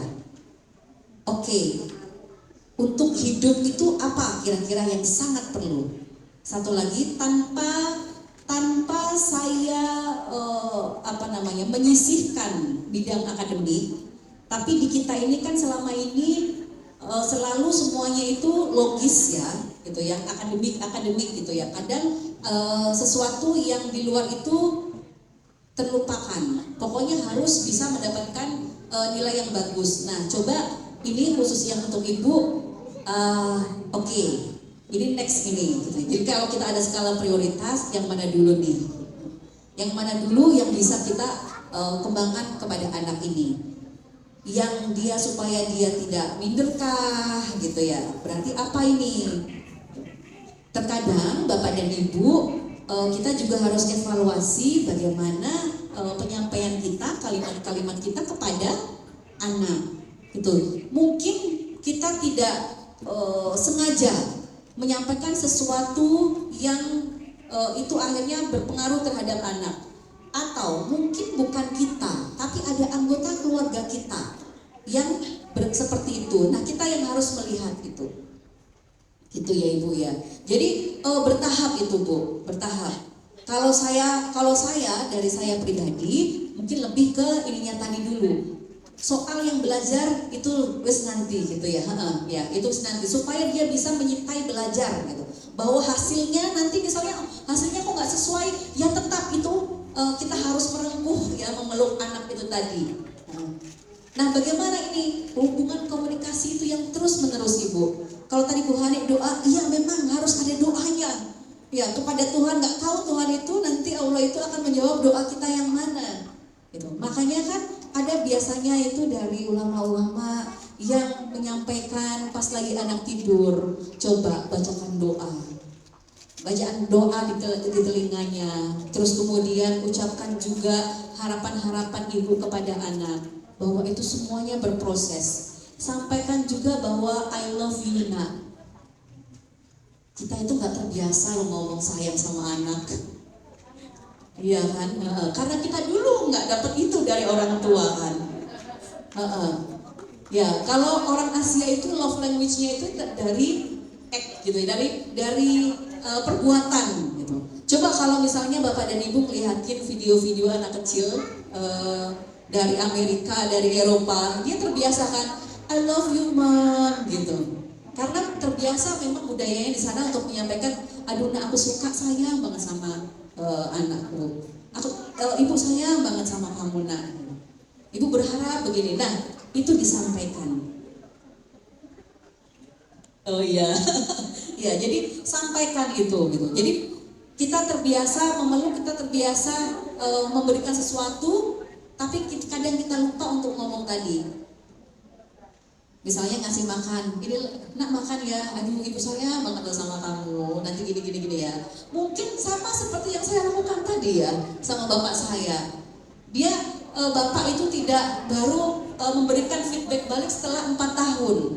Ya, setelah 4 tahun. Nah, ini orang tua ke anak juga dari afeksi tadi, menunjukkan kasih sayang tadi. Mungkin gak akan langsung saat tersanyat. Kenapa? Karena dari kecil nggak pernah melakukan itu mungkin gitu. Jadi bertahap ya Ibu ya, bertahap. Nah tadi juga berpengaruh soal ini tadi, minder itu kan kurang percaya diri ya. Nah bagaimana bapak dan ibu di rumah memberikan ruang kepada anak untuk mau menyampaikan tadi dari hal yang sepele saja. Hari ini kamu senang nggak anak gitu? Oh aku senang bu. Atau dia belum jawab, bisa, ibu hari ini senang banget loh karena kamu pulangnya tadi tepat waktu, ini bajumu nggak kotor gitu. Itu ibu senang banget. Kakak tadi bantu ibu cuci piring, aduh terima kasih ya. Nah begitu. Jadi dari hal-hal yang kecil itu kita sampaikan kepada anak kita. Karena apalagi lagi ibu, anak itu melihat, mendengar, dan kemudian mengikutinya. Ya. Jadi menyerap yang terlihat. Ada kalau pas lagi di TikTok itu ada anak yang ngomong panggil bapaknya mas gitu. Mas Reneo mas gitu. Kenapa? Karena dia melihat ibunya memanggil suaminya mas. Ya. Kenapa kemudian akhirnya orang tua itu membuat panggilan papa, mama, bapak, ibu ke pasangannya? Supaya apa? Anak kan ikutin gitu. Ada lagi yang panggil B gitu ya. Karena masing-masing B gitu. Atau saya yang gitu, manggil bapaknya yang gitu. Karena melihat ibunya. Jadi dari hal-hal terkecil itu. Saya nggak ngerti sekarang ini masih nggak terbiasa untuk menulis jurnal. Nggak apa-apa ya, kan punya HP ya ibu-ibu ya. Ya, punya diary itu di note HP kita. Ya di note HP kita ini coba bikinkan to-do list. Apa yang harus dilakukan kepada anak-anak ini? Ya bikin. Menyampaikan kalimat-kalimat afeksi, motivasi yang positif kepada anak. Misalnya sehari berapa kali pagi, pulang atau malam sudah berdoa atau belum. Gitu. Jadi itu sebagai pengingat hari ini aku sudah melakukan ini, besok bagaimana? Hari ini sudah. Lihat juga perkembangan anak itu, perubahannya sekecil apapun itu pasti akan berpengaruh kepada anak. Ya. Begitu ya ibu ya, matur nuwun. Nggih. Baik, Belia, mungkin yang ibu di sana gitu.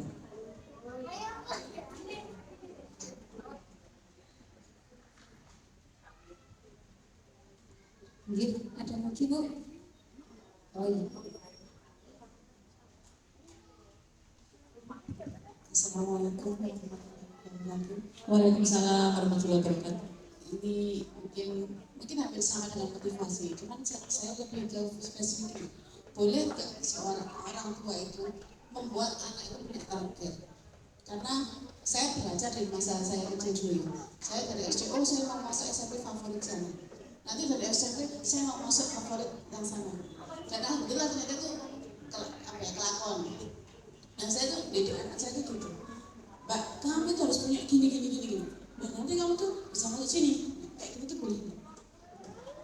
Iya, bahwa kita ini punya tujuan, punya target tujuan masing-masing dan mengingatkan kepada anak itu tidak apa-apa ibu. Tapi jangan kemudian misalnya ketika itu tidak tercapai akhirnya anak membuat kecewa. Gitu. Jadi misalnya begini, kepada anak ini, kita ini hidup itu harus ada targetnya iya, supaya dia semangat. Tapi harus ditambahin lagi ibu. Kalaupun misalnya kakak nggak bisa ke sana, masih ada begini-begini. Ya, karena anak itu berbeda dengan kita. Ya, karakter anak itu berbeda dengan kita. Ya, masing-masing. Jadi anak saudara aja juga berbeda, kapasitasnya beda, kekuatannya berbeda. Jangan sampai karena target yang itu tadi diharapkan menjadi bagus, kayak misalnya begini bu, aku saja dulu lo bisa. Nah ini kemudian membandingkan anak dengan kita. Aku saja dulu bisa. Environment, lingkungan dulu, kondisi dulu dengan sekarang itu juga berbeda. Kondisi dulu dengan sekarang berbeda. Dulu nggak ada gadget, kita nggak kenal itu. Tuntutan-tuntutan yang lainnya juga berbeda. Ya, memberikan target itu tidak apa-apa, tapi dengan diiringin tadi, kalaupun misalnya tidak sampai ke sana, ya tidak apa-apa, kamu tidak perlu kecewa. Itu hidup, gitu ya.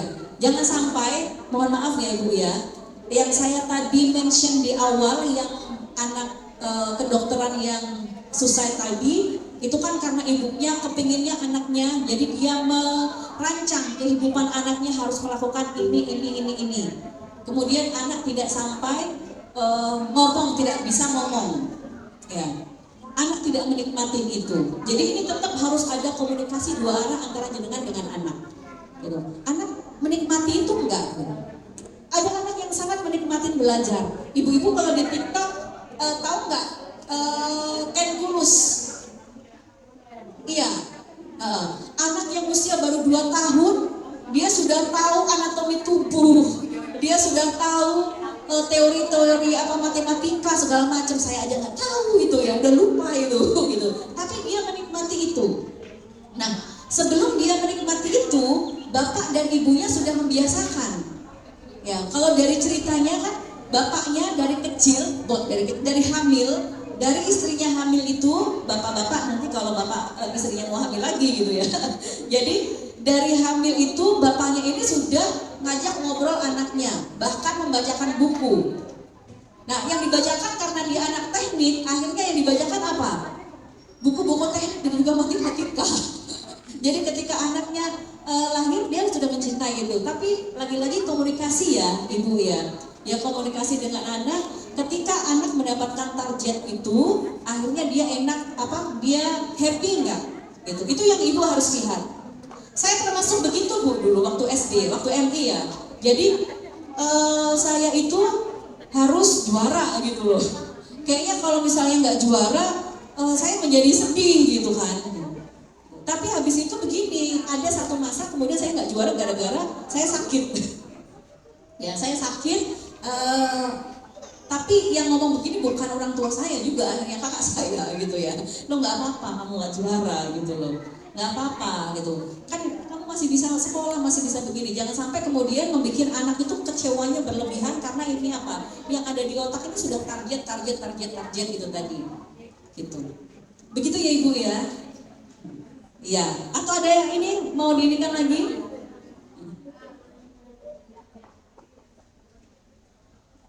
Masalahnya tuh anak ini kayak nggak punya. Enggak, kamu tuh besok mau jadi apa sih? Bilang sama ibu mau jadi apa. Jadi kita tentukan nanti lakukan mana gitu loh. Anaknya usia berapa sih anaknya? Kelas 6, oke. Iya. Kalau ibu inginnya kamu itu ke SMP ini sampai ini. Kalau kamu masuk pondok pesantren, misalnya ya. Jadi saya tuh kasih. Kalau kamu bisa ini itu mama tuh kan memangnya minta SMP nggak mau masuk pesantren. Iya. Tapi kalau kamu nggak bisa masuk ini kamu pesantren ya. Jadi kayak seperti itu loh saya. Karena kita sebagai orang kan juga yang berkeyakinan, berkeinginan dan berkeyakinan. Iya. Yang bagus ya, yang kita pilih gitu loh. Iya. Jadi kita takut kalau itu masuk ke sekolahnya nggak punya Oke. ini itu aja sih sebenarnya. Iya. Iya, lewat penjelasan ya ibu ya. Jadi lewat penjelasan misalnya begini, kalau kakak bisa masuk ke sekolah ini nanti begini. Nah itu dijelaskan terus, gitu. Terus kemudian ya kalau ke sekolah ini nanti begini konsekuensinya begini. Sampun, itu mesti gini. Teman-temanku loh mau banyak yang kesini, nggak apa-apa usah kesini. Loh, kamu ikut ibunya teman mama, ikut ibu saya kan gitu. Iya. Nah ini kemudian bahasanya lagi ya bu ya. Jadi kayak misalnya coba kan dia ngomong ke teman-teman ya, jadinya teman-teman gitu. Pengaruh teman itu memang cukup besar ya kepada anak ya. Maka ada satu waktu orang tua itu ketika berkomunikasi dengan anak mencoba untuk memposisikan sebagai teman tadi, gitu. Coba diinikan lagi terus, maksudnya digalinya itu begini. Kalau kamu sendiri itu kenapa? Hanya ikut mau ke sana karena teman-teman tadi. Kalau keinginannya kakak sendiri gitu, itu apa sih? Gitu. Coba. Dengerin aja dulu, misalnya ini dalam satu momen sampai besok momen itu dengarkan aja dulu, nggak usah disela bu. Iya, nggak usah disela dulu. Kebiasaan kan kita begitu ya, karena nggak ada yang nggak pas sama hati kita. Akhirnya loh kok sih lagi gitu kan, kebiasaan gitu ya. Nah ini dengarkan dulu maunya apa, ya udah besok dengarkan lagi maunya apa. Nah itu kakak kan maunya begini, tapi dalam hidup itu begini loh. Nah itu dijelaskan gitu. Jadi supaya dia itu merasa juga bahwa pilihan itu dia punya peran dalam memilih itu bu. Bukan karena mengikuti keinginan semata-mata mengikuti kehendaknya orang tua. Karena ada tipikal anak yang begitu loh, semakin dia disuruh semakin dia memberontak. Saya termasuk yang begitu bu.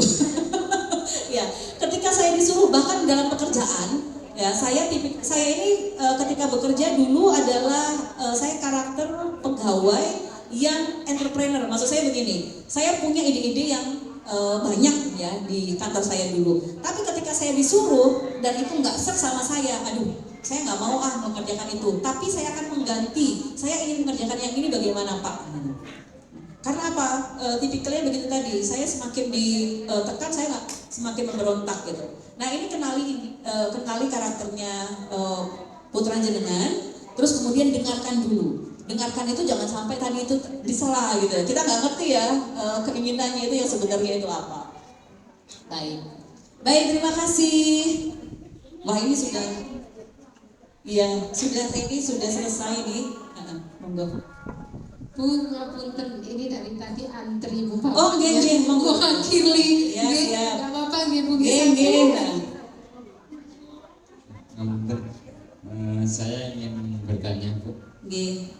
Pak siapa Pak? Saya Pak Maksum, biasanya di sini namanya manggil Pak Maksum. Nah, mengenai sesuai tema, gitu, mengenai bullying. Kalau yang sering kita bicarakan, biasanya kan pencegahan bullying sebagai pelaku. Nah, saya pengen bahwasanya pencegahan juga sebagai korban. Maksudnya begini. Nah, sebenarnya bullying kan walaupun sebelum era milenial atau di zaman modern sebenarnya sudah ada banyak kan ya. Cuma bukan tidak jarang dikasuskan. Jarang ada. Contohnya seperti misalnya saya dulu waktu kecil nih, saya saja sebagai contoh. Saya dulu waktu kecil misalnya dicanjak orang tua biasanya karena nama bapak saya Superno dipanggil No. Karena saya tidak merasa dibully, akhirnya tidak terjadi kasus. Itu kan gitu. Nah, terus contoh lagi karena saya tidak bisa bermain sepak bola, saya tidak dikoncong, saya tidak ditemani. Karena saya tidak sepak bola, akhirnya karena saya tidak merasa dibully, saya malah belajar sepak bola biar punya teman yang bisa sepak bola juga. Nah, cara-cara untuk menguatkan mental-mental yang seperti itu kira-kira berikut gitu, biar jadi wawasan saya. Iya, baik Bapak. Tadi yang di awal tadi itu kan ada poin-poin untuk mendidik anak supaya percaya diri.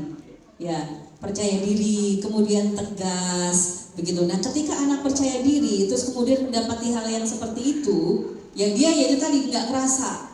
Gitu ya, nggak merasa ada sesuatu yang membuat dia tersinggung gitu. Jadi penguatannya di sana Pak, ya, membuat anak ini menjadi percaya diri, kemudian tegas, kemudian bisa menyampaikan apa yang dipikirkan dia gitu. Nah, hal-hal yang terjadi di kita ini agak flashback ya Pak ya, yang dulu tidak menjadi masalah sekarang menjadi masalah. Budaya itu buatan siapa Bapak dan Ibu? Buatan manusia kan. Budaya itu buatan manusia, termasuk juga lingkungan itu tadi. Jadi yang dulu kita ngerasanya itu tidak masalah, ternyata makin kesini menjadi masalah. Siapa yang bikin itu menjadi masalah? Ya manusia kan gitu ya. Manusia. Nah, bagaimana lagi-lagi untuk menyiapkan anak itu tadi supaya tidak menjadi korban, dikuatkan di dirinya dalam kepercayaan dirinya tadi. Anak percaya diri ya sudah. Dia tidak akan terefek dengan hal-hal itu, ya. Tapi ini berbeda ya, percaya diri sama tidak mau mendengarkan ya.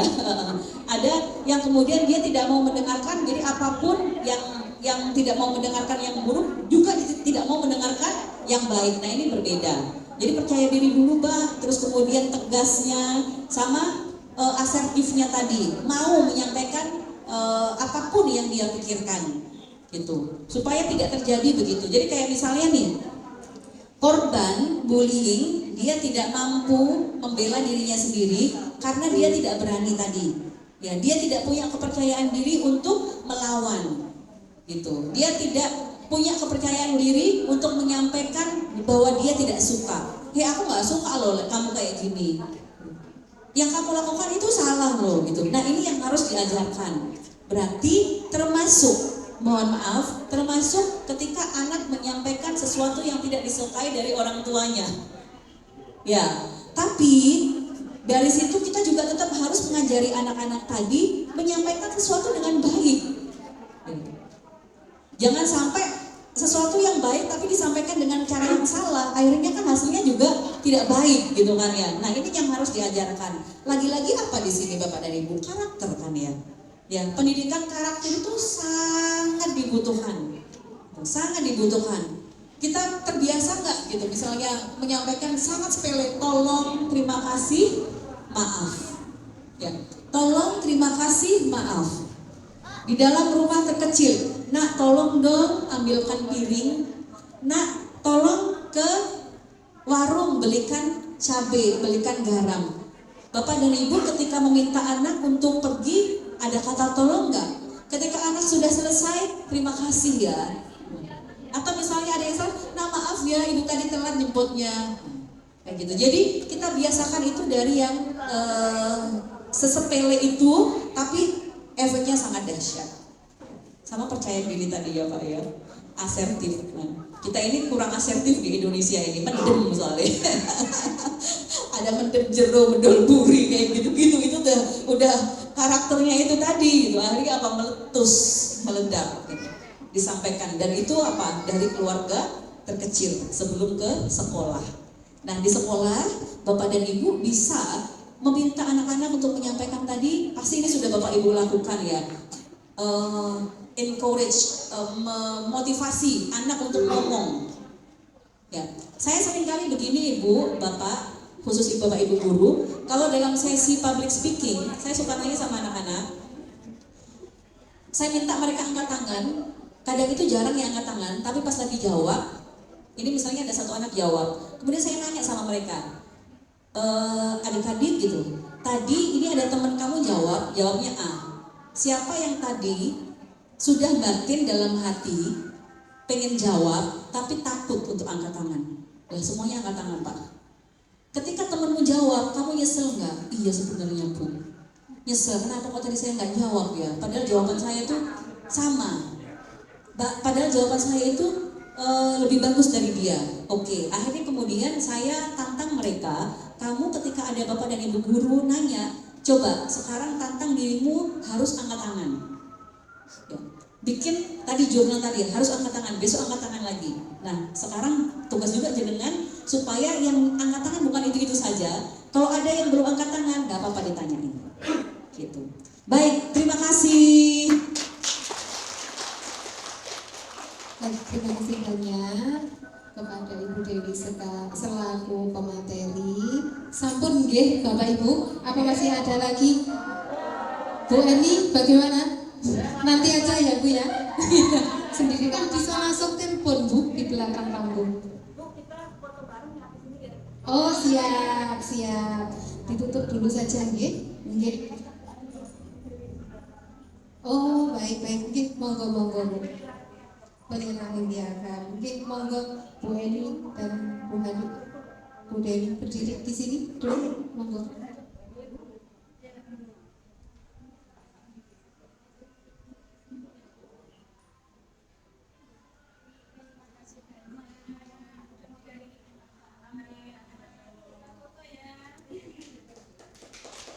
Jadi tepuk tangan mungkin Bapak Ibu.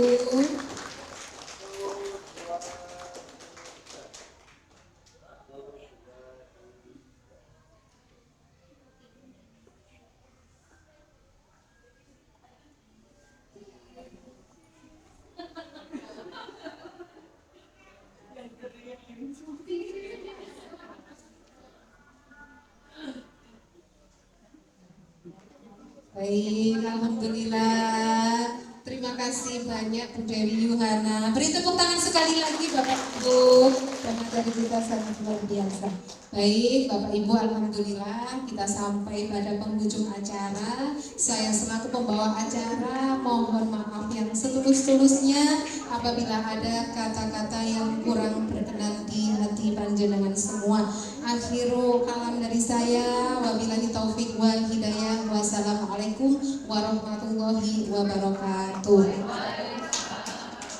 Jangan meninggalkan tempat dulu. Kita berdoa dulu saja Bu Ani, nggih. Berdoa dulu saja. Nggih, monggo Pak. Assalamualaikum warahmatullahi wabarakatuh.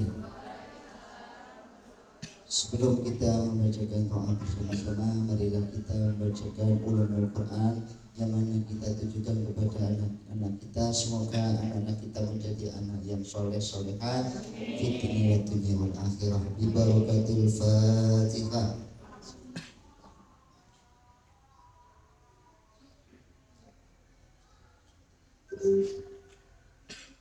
أعوذ بالله من الشيطان الرجيم بسم الله الرحمن الرحيم الحمد لله رب العالمين اللهم صل على نور الأنوار واسر العشر وذك الأهيار سيدنا محمد المختار ولأدهار رشد الأخيار آبدا بالله وإفضاله اللهم اغفر لنا ذنوبنا ولوالدنا وأمهاتنا ومشايخنا ومعلمنا ولأجدادنا وجددنا ولإخواننا ولمن حقوا علينا ولشيخ المسلمين والمسلمات والمؤمنين والمؤمنات الأحياء منهم والأموات اللهم يا الله اللهم اجعلنا وأولادنا وتلاميذنا وتلاميذنا من أهل العلم من أهل العبادة من أهل الاستقامة من أهل القرآن ولا تجعله من أهل الجهل وأهل الضياع اللهم يا الله اللهم نسألك إيمانا كاملا ويقينا صادقا وقلبا خاطئا ولسانا ذاكرا وعلما نافعا مباركا وفهما شيخا ورزقا وشيئا حلالا طيبا والذنب مغفورا وعملا صالحا مقبولا والتوبة نصوحا ربنا آتنا في الدنيا حسنة وفي الآخرة حسنة وقنا عذاب النار وصلى الله على سيدنا النبي الأمي وعلى آله وصحبه وبارك وسلم والحمد لله رب العالمين. Assalamualaikum warahmatullahi wabarakatuh.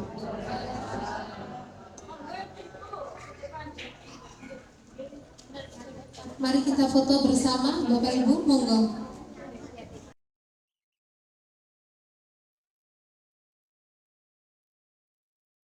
SDN Bakal